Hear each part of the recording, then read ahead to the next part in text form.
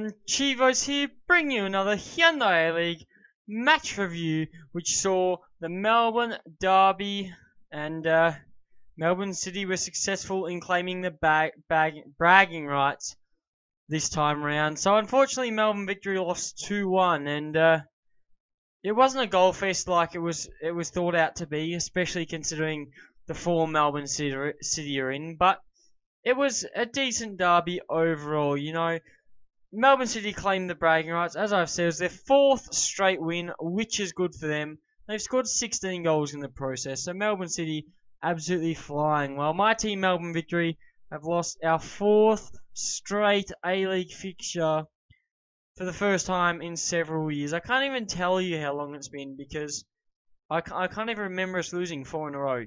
Now, we are one of the big 3. We are a dominant team in the A-League, and we are getting just destroyed in the last 4 games. It's ridiculous. So hopefully we can turn things around. But Thomas Sorensen denied Melbourne Victory of multiple goals in a man of the match performance. Well, let's talk this out. Bessart Brisha could have had a couple on the night, but you know, Thomas Sorensen came up big. So Melbourne City opened up the scoring in the 21st minute when Stefan Mauk slotted home to make it 1-0.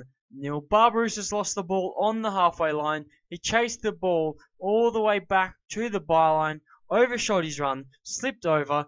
Geria tried to commit to the tackle. He slipped as well. And then the ball was crossed in. We saw Mauk go for a diving header and put it past Danny Vukovic. And, you know, to be fair, it was a great diving header. It was a good goal. I will credit Melbourne City for that. But Barbarouses losing the ball on the halfway line for not being able to take on the man is frustrating. And then committing too hard into a tackle and falling over.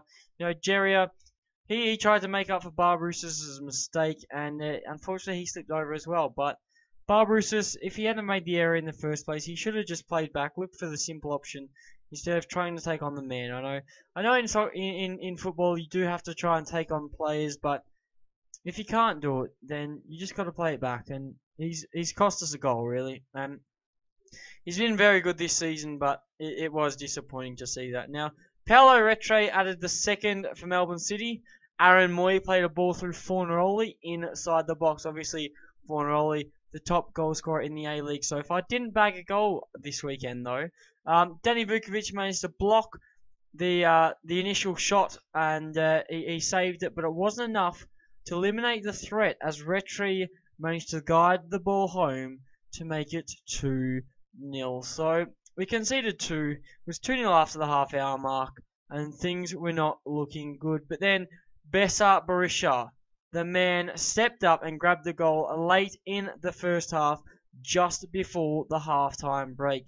The ball came in from the right-hand side. It found Brisha free in the box. You know, shouts for offside. It probably could have been called offside on any given day, but, you know, the official didn't call it, and I'm a biased Melbourne Victory fan. I'll take it any day of the week. So we managed to get one back, and then, you know, we dominated the second half. We're unable to find an equalising goal, and it is really disappointing to see. You know, the Derby is one of the biggest games of the season. I know there's 3 of them, but it's one of the biggest games, and we fail to win it. We're failing to capture some form, which is not good to see. But one thing that it made me happy, I'm a long-time supporter of Archie Thompson. He's from the same area where I'm from, and the Victory fans gave quite an ovation to Archie Thompson when he was substituted on late in the second half. You know, Archie Thompson's been out for an injury since I think it was about March, so he's been out for a very long time. To see him back, it's amazing. You know, he couldn't make the difference on the night. He couldn't equalise to make it a draw, but Archie Thompson is back, which means we have more squad depth, and the record goal scorer for the Hyundai A-League is back in business. So I'm happy to see that. Let's see if he can help bring us some form in the next few fixtures. But Melbourne City obviously managed to take the 3 points and climb further up the table, while Melbourne Victory are in a dip of form, and they do need to turn things around. Otherwise, retaining the title could be harder than expected. We sit on 16 points. We're level on games now with everyone else, and we do sit in a low 5th place. So things aren't looking good. I'll admit to you now, things are not looking good for us. And at the moment, it doesn't look like we're going to retain the title. It looks like Western Sydney Wanderers are flying.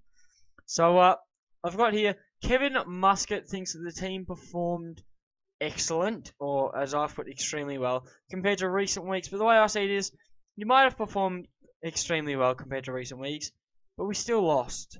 So there still needs to be some room for improvement. I know we're looking better, but we need to improve. And losing, obviously the derby is going to hurt, but losing 4 in a row, it's not acceptable.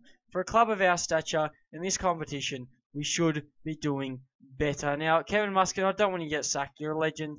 You've done a lot for the club. So you need to turn things around. Maybe if Barbarousis and Calfella aren't working the wings like you thought. See, to me, Calfella was almost a ghost in the first half.